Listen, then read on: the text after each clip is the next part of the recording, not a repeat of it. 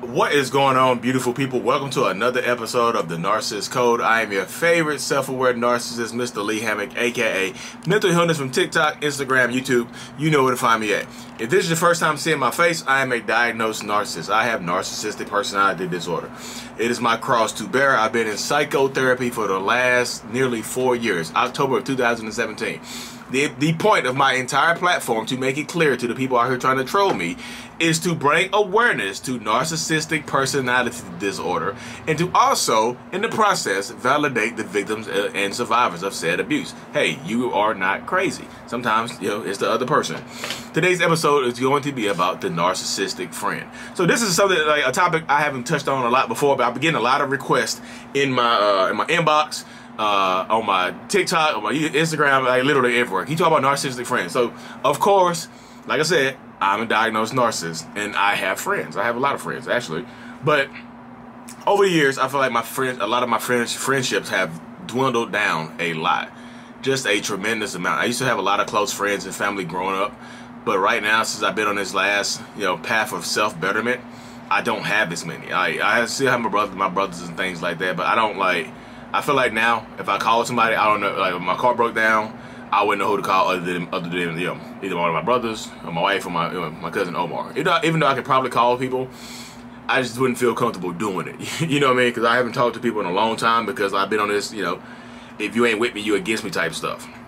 But as a friend growing up, I've always been a good friend. I've been a friend that was always, there for people, but not for myself. You know what I mean? I was always giving, but not receiving, because I didn't really like to receive. You know what I mean? It's just and as I grew up, I feel like my friendships became, situational. I had a lot of situational friendships. Like, most of my friends that I had were people who I worked with. You know what I mean? Other than the friends and people I had growing up who I kind of started, distancing myself from a little bit here and there over the years, just for general purposes, just because, I've been on this path, of self-betterment and trying to find myself, and I can't find myself when I'm with other people. But I feel like a lot of my friendships have been situational. Like, I've been friends with people, really, I worked at Harris Teeter Distribution Center in Greensboro for a very long time. I had a lot of friends that worked there, a lot of good friends, and I felt like we were all friends because we went through similar struggles. We had friendship, we kind of bonded because the job was hard, it sucked, we can complain together, and only we knew what we were talking about. We would go out sometimes and we would be talking about work, which is kind of annoying looking back at it. But we would go out and be talking about work legitimately, and that sucks. Like, thinking back on it now. But look, like I said, also looking back on it, if y'all notice, I'm back in the shed again. So I'm back outside. I've been inside for way too long. I'm back outside in my little shed, my little building. I don't live here, y'all. Get out of here. I see people comment. He lives in a shed. He's broke. But yeah, so my friendships are very, very situational. And then as a friend, I like to be the best of best friends. I like to be the best friend. I like to be the person that you go to, the person that you tell all your secrets to. Doesn't it sound like a relationship, doesn't it? Just like a relationship.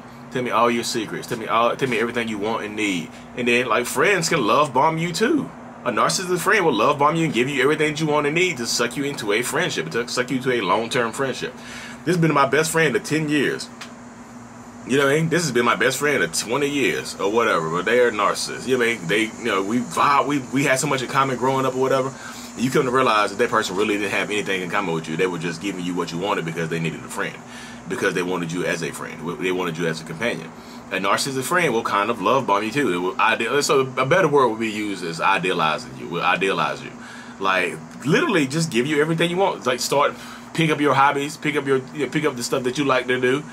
The hobbies, maybe pick up, maybe try to get the same job you do, maybe work together, try to one up you at work as well.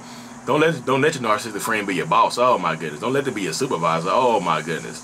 Hey, this is just about work. They'll boss you around and treat you like crap, but but behind the guise of work. Look, I know we homeboys, we besties, we BFFs or whatever, but I gotta exercise. I can't show you any kind of leeway because I'm your boss and your friend. You know what I mean?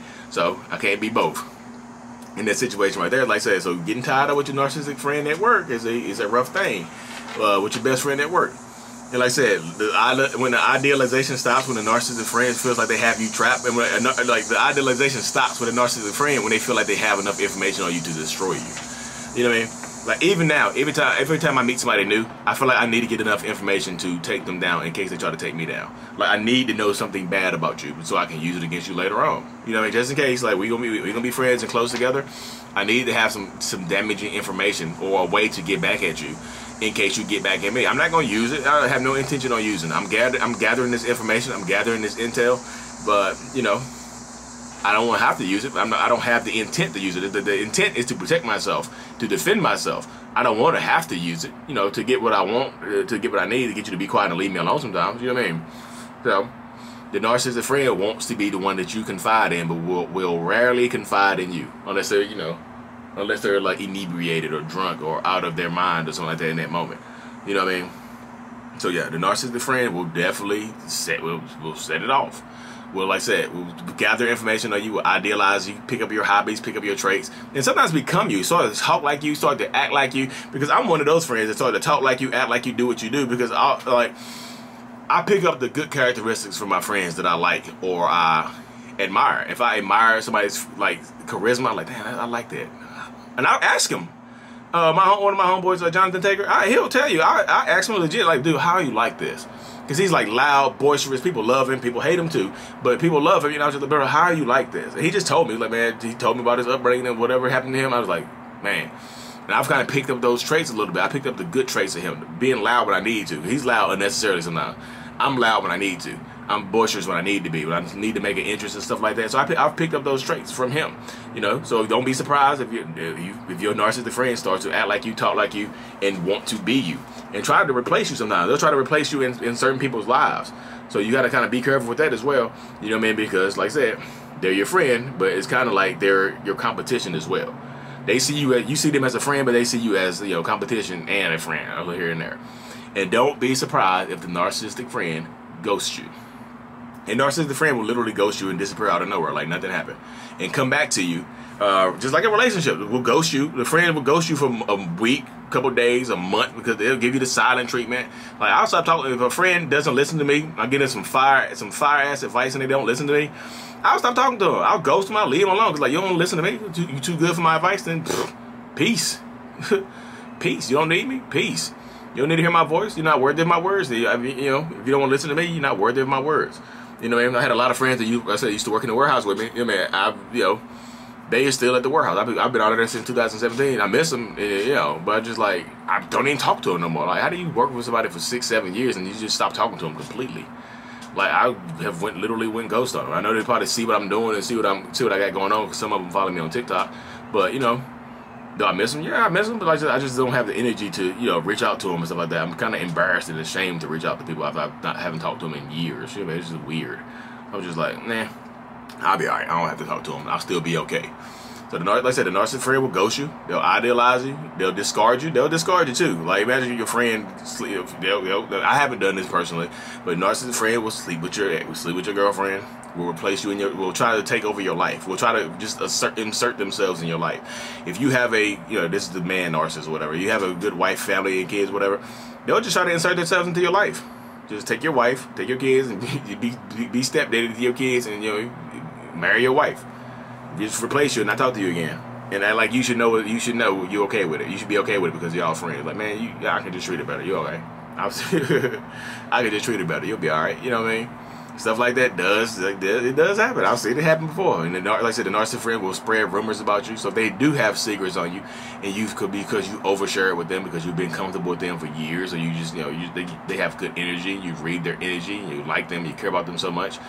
If you do overshare with them, they will start to use that against you. Especially like if they have something to gain, they will use that information against you. They'll start leaking pictures. They'll start leaking screenshots, text messages, telling your wife stuff you did, telling your husband stuff that you did, you know what I mean, telling your other friends that you did, stuff that you did, isolate you. They'll isolate you from the rest of your friend group. If y'all have a big friend group, they'll somehow isolate you.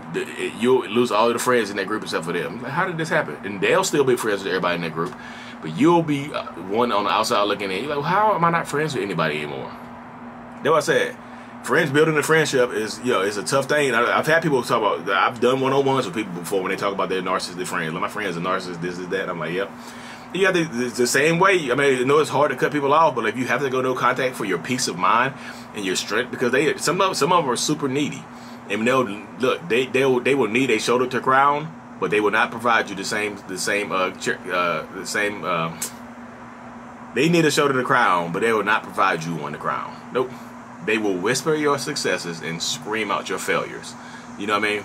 So that's another thing you gotta kind of watch out with narcissistic friends as well. So it's a tough thing. I know I can kind of go in depth into this and keep it longer, but I'm a real estate agent here in North Carolina. So if you need a house in North Carolina, find me on TikTok or Instagram and shoot me a message. Hey, look, I'm looking for a house in North Carolina, and I got you. I can do that. I can help you out. Anyways, y'all, thank y'all so much for tuning in. I really truly appreciate y'all. Like and subscribe if you haven't, and then like if you listen to this on podcast, on Apple Music or Spotify, shoot me give me a 5-star rating, please. Leave me a little nice little comment. Please leave nice comments, please. I like it. You hurt my ego. Anyways, y'all, thank y'all so much for tuning in. I really truly appreciate every single one of y'all from the bottom of my narcissistic heart. Peace.